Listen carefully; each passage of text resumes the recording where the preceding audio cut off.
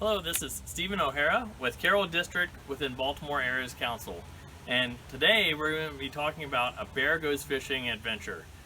With the adventure box, you will have received a Shakespeare telescoping fishing rod. Through this adventure, we're going to talk about several different elements, including how to set up your fishing rod, how to cast, and how to use it. With that, let's get started. You can follow along in your handbook. The pages that I'm working from are 140 and 153, maybe slightly different in your edition of your bear handbook. First, we're going to cover 3 different types of fish in your area, their habitat and their diet.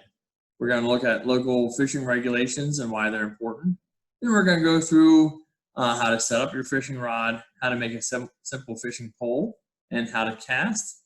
By the end, you'll be all set to go fishing on a fishing adventure of your own. So for our state, for each state that you're in, your state's Department of Natural Resources website is a great resource for a lot of information on fish, on regulations, and everything in between. So for us, I recommend you go to the Maryland DNR website that's listed here. That's where a lot of the fish facts that we're going to be going through today and the regulations come from for fishing in our state. If you fish in multiple states, you need to make sure that you're licensed and following the regulations in all the areas that you're fishing in. So one important thing is knowing the types of fish that you're going after so that you have the right kind of bait and that you're fishing in the right areas. So we're going to talk about 3 fish that are local to the Maryland area, starting with the rockfish, also called the striped bass. It's actually the Maryland official state fish. It's a silvery fish, with kind of a striped body along its sides. Usually living in freshwater coastal areas of the bay, but also in some small rivers adjacent to the bay. Mostly eating small fish, invertebrates such as crabs and squid, but they can get very large. So growing up to 60 inches, the rockfish is quite a neat and impressive fish. Bluegills are a smallmouth fish with an oval body. Also a freshwater habitat, usually something you'd find more in a quiet lake, pond, slow-flowing rivers, creeks, or streams. They're more going to be feeding on insect larvae. They can include crayfish, leeches, and snails as well, or other small fish. They are a member of the sunfish families. Many call bluegills sunnies, or just straight sunfish. But rainbow trout is another one that has a rainbow-like complexion and is heavily spotted over the entire fish. These are stocked generally in over 100 different Maryland lakes and streams, but they are found naturally out in western Maryland in Garrett County's section of the Potomac River. Rainbow trout are very resistant to a lot of different disease and things like that, which make them good for stocking with. Because they are such a hardy fish, the Maryland DNR raises over 500,000 rainbow trout each year for stocking in streams and lakes. Now you can go onto the Maryland DNR website and you can click on any of these links for different fish to find out more about their habitat and the like, to find out a lot more about fish that you can come across in the Maryland area as you're fishing. The next thing we're going to talk about is regulations. This link here for eregulations.com/Maryland/fishing. You can get to it from the Maryland DNR website. It will take you to this site, and it's also run by the Maryland Department of Natural Resources as well. There's a lot of different types of regulations. There's fishing licenses are a big one that most of us know about. If you're whatever state you're fishing in, you need a fishing license for that area, assuming you're age 16 years or older for Maryland. There's a few exceptions, but in general, that's the requirement. Some regulations might be specific to whether you're freshwater fishing or saltwater fishing. Fish regulations can limit the size of the fish, the fishing season, and even the number of fish that you capture. So in general, fishing regulations are to help protect our fish population and to allow others to also enjoy recreational fishing. Here's an example of some of the size and season limits, as well as creel limit if you're not doing catch and release. Now, as scouts, we like to do catch and release more so that we can leave no trace, unless we're planning to cook and eat the fish. But generally, we want to make sure that we're leaving the population there as much as we can. So through here to the you can see the maximum size limits, which really is pretty much limited to the rockfish or the striped bass at a minimum of 18 inches. For all three of the fish that we went over are year-round fishing, but the creel limit does change. And again, the creel limit is if you're fishing to take, it is different based on all three fish. So that said, that covers some of the different regulations and some of the reasons why we have regulations for fishing. Now, on the back, there are some instructions about casting that you can save if you want. I've gone ahead and made a slot so that we can take this apart. But first, you're going to pull out the rod. It includes a small tackle box that has some hooks and lures and bobbers. And then, if we can, we'll pull out the reel. So to mount it, we'll set the reel in here like so, and the back foot nests in there, and then we'll tighten down the front hold. We just want it snug. We don't need it too tight. Now, the way you hold this type of rod, and we also here we need to loosen this so that we can set this out for shipping. That comes sideways, so we'll loosen, and then you can tighten it back down. Now, this style of rod you'll hold like so with the assembly, with the reel underneath. If you're left-handed, let me show you. This is really nice that you can take this apart and change to the other side. So it is adaptable in that way. So you just remove this assembly, turn it over, and then reinstall. So pretty straightforward. This is a nice rod in that it comes pre-strung.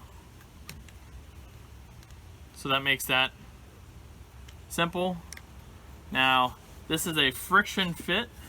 So as you extend, you kind of want to line up each eyelet to be directly underneath, because you can have them go kind of out of alignment. So each next section, you're just going to line up and just kind of pull slightly just for that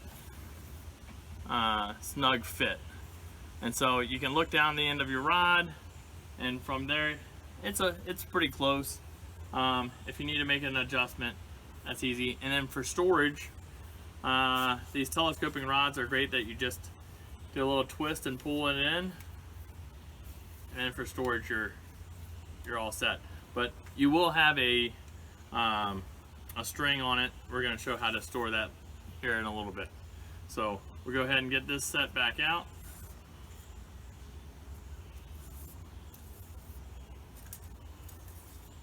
And like I said, just a little bit, just tug it so it's a little tight, but you don't want to go crazy.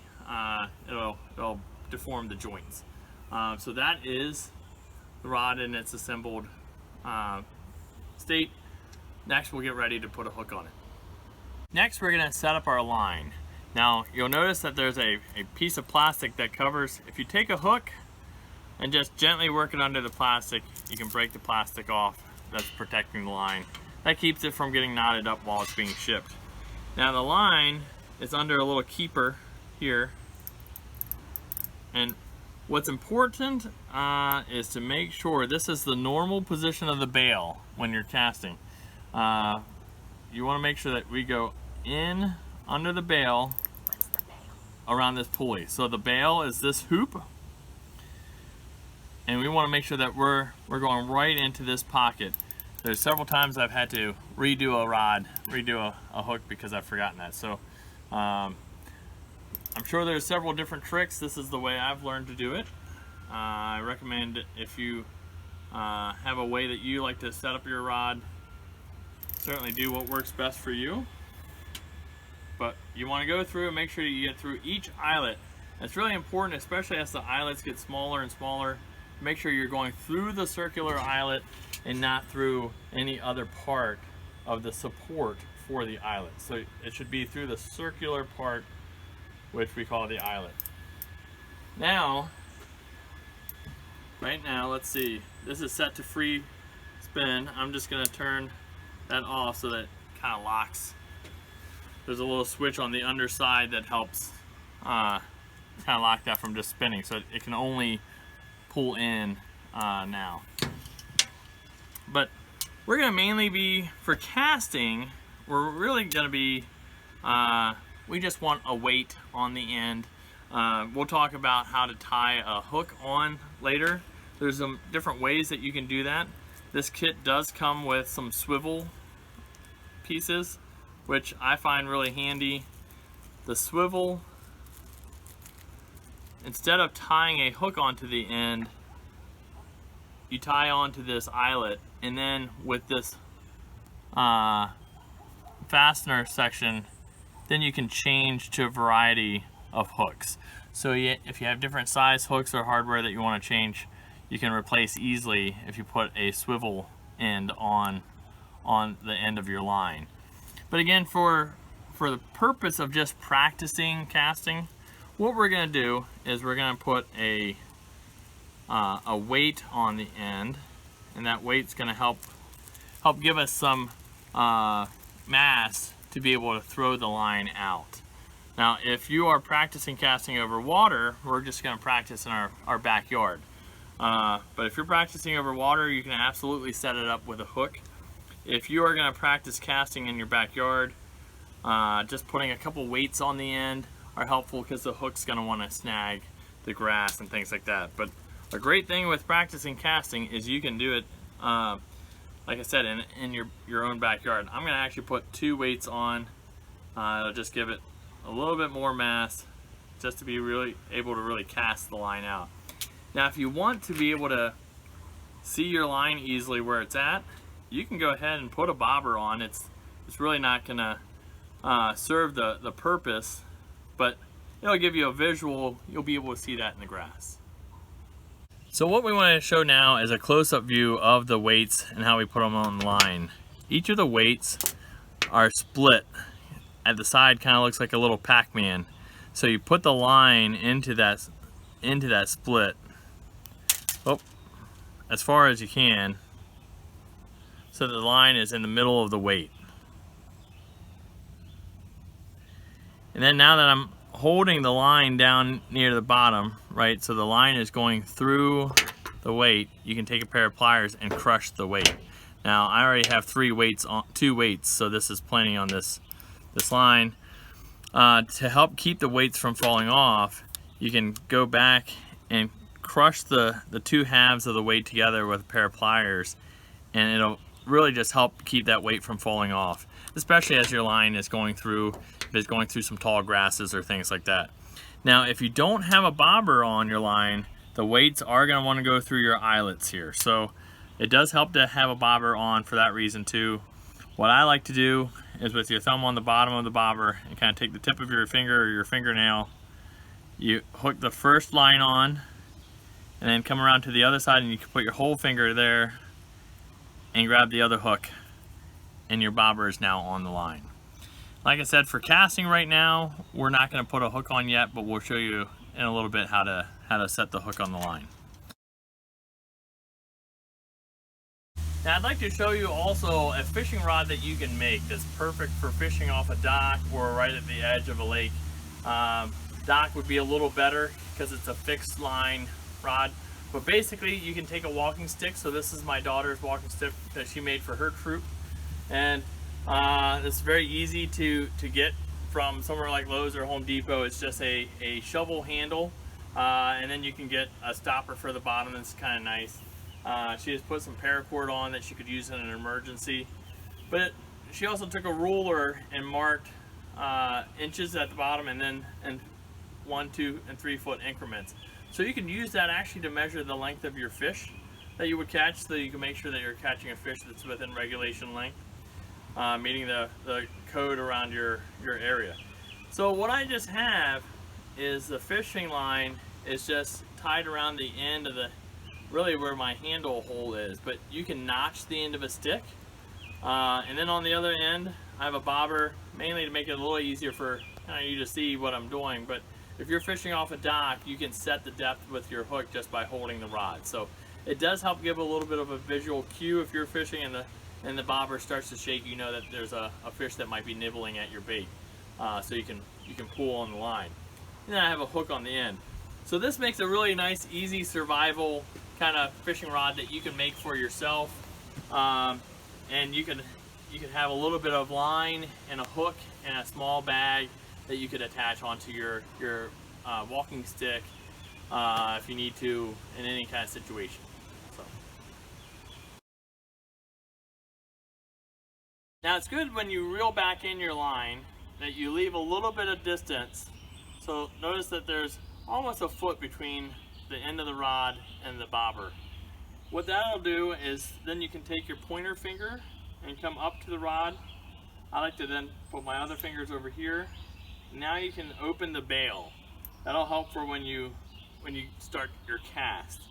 When you cast, you're gonna swing from the side, and you're gonna let your finger go, your pointer finger go, so that the line can go. Now I'll say from how it was shipped, the line on the end might be a little doubled over in spots. We did have to pull the line out the first time to get it to cast well. But once you have that set and your bail is open, now you can swing from the side and cast. It's good to cast to a target. Now I went well beyond my target, but when you're casting, you want to make sure just that you're checking your surroundings, especially if you have a hook on the end. So you want to make sure that there's no one in your perimeter when you go to cast. Now we're gonna use our reel here to bring our line back in.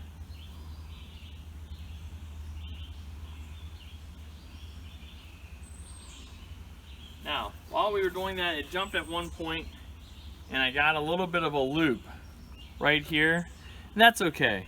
That'll come out when we do our next cast. You want to be careful if you get a bird's nest where it gets all clumped together on your reel, that you do take that out carefully, and I can show you how to do that here. If we cast again, the best way to again get some of those imperfections out is to cast it as far as you can. So now make sure that your spool is nice and clean. You can hold a little bit of tension on your line as you start to reel it in, and that tension will prevent you from getting that loop, especially if you have a spot in your line that's already predisposed towards having a tangle. Now keep in mind, at all times, this line can tangle very easily.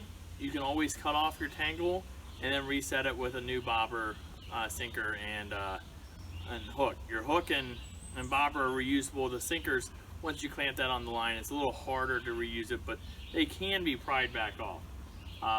And then we're just going to turn the crank, and as you notice, the bail is going up and down the line, up and down the spool, setting that nice and neatly back, that line nice and neatly back onto the spool. Again, I have a little bit of distance at my end. I'm going to take my pointer finger, bring that line back here to where the foot of the reel is, open the bail again, Now, we don't want to cast over our head. Again, we cast out from the side. So we're going to watch, make sure we don't have any people there, and we'll cast. And then we use the crank and bring it back in. So that's casting. In your backyard without a hook, you can really perfect the casting process. And again, if you ever get a tangle on your spool, just you can have a friend help you pull the line out even further. And with a little bit of tension, the bail will help wind it back onto the spool nice and cleanly. If it gets real bad, just cut your losses. The line is cheap. There's a lot of line on your reel, so you have plenty to work with. So with that said, enjoy some casting. So now that you've had a chance to see how to cast, you can do some casting of your own. Wait, I think I see a bear that might want to fish. Come here. Here's a bear.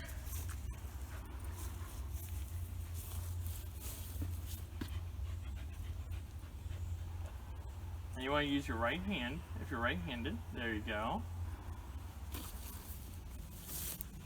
And open your bail.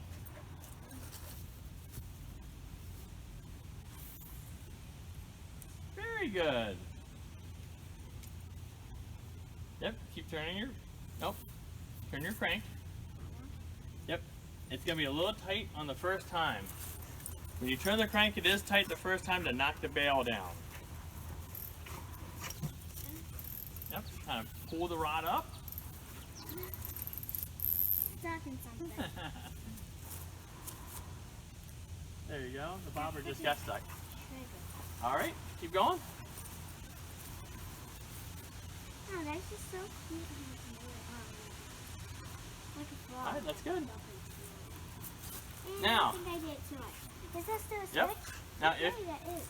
Yep, if you reel in too much, you can turn the switch on the bottom, and then your crank can let it out or in. So you can go both ways. So now we're going to turn that back so that it doesn't drop any further. But you can use this switch to let the crank go either direction. Good job. Look how close you got to your target.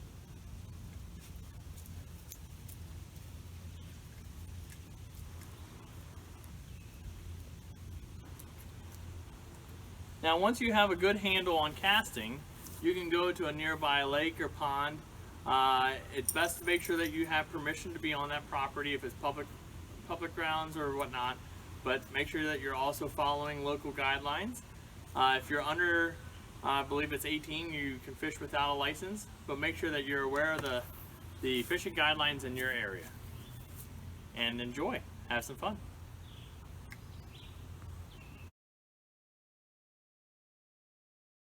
In your bear handbook is where we're working on the A Bear Goes Fishing elective.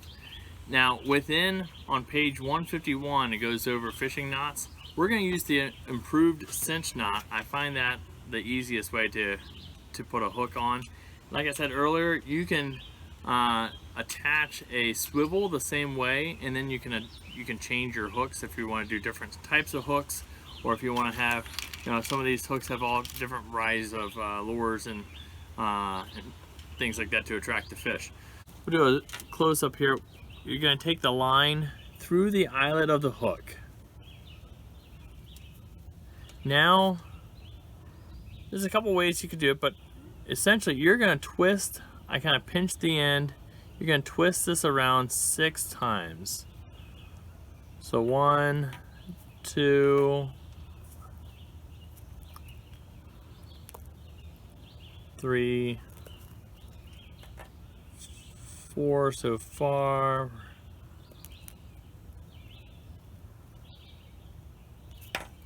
5, 6. So you can do 7 for good luck. Now we're going to take the end and come through. There's a little gap right next to the eyelet. And we're just going to cinch it together. And this is essentially what we're doing right here. Where we've twisted around, we took our end from the top back through that little hole not the eyelet, but the whole of the twist, at the bottom of the twists. Then when we pull, it cinches down, which it's called a clinch knot. I missaid that earlier. So we're doing that on the hook. And we just have this little tail, and that's no problem. You can trim it if you want. But while we're looking at our hook, this is a barbed hook. You can see the barb just as is shown in the book. Now, if you're doing catch and release, We couldn't see. so you can see the barb, just as you can see the barbs here. The barb is what helps keep the worm on, but it also helps keep the fish on. If you're doing catch and release, you can take a pair of pliers and just press on that, and it knocks the barb down. And now it's just like a barbless hook. Some places that you go fishing will require that you use barbless hooks. And if you have barbed hooks, because they're easy to buy and that's what comes in this kit, you can just take a pair of pliers, needle nose pliers, and just squeeze that barb down, and now you essentially have a barbless hook. Just keep in mind that it will be a little easier for the fish to come off while you're reeling the fish in, but it also does make it easier to take the fish off for a catch and release. Now that we have a hook, earlier we went through how to cast, but with a hook, I'm going to show you how to store your telescoping fishing rod. So we just twist and pull each of these sections in, and again, if you twist slightly, as we do so, our line is kind of falling on the ground, and that's okay. But again, just be gentle with as you pull this in. Now we're going to take, and we're actually going to draw in with our crank, our line. You can choose if you want to keep your bobber on or not. But what I like to do is take your hook and you can fasten it to something, maybe your bail or something like that. Now, right now with the bobber, it's not very tight, but if your weights, for example, are closer down to your hook and your bobber is closer to your hook, then if we say tuck underneath this here, as you tighten in, now you have a nice compact setup that you can put into a day bag or something like that. And just like it was shipped, if you want, you can loosen this nut to let the crank be sideways. But this is a much more compact for going into a day bag for your trip. And then you want to be careful as you reel it out. You can again use your switch to allow it to unwind when you go to set it back up. With that said, have a good time going fishing.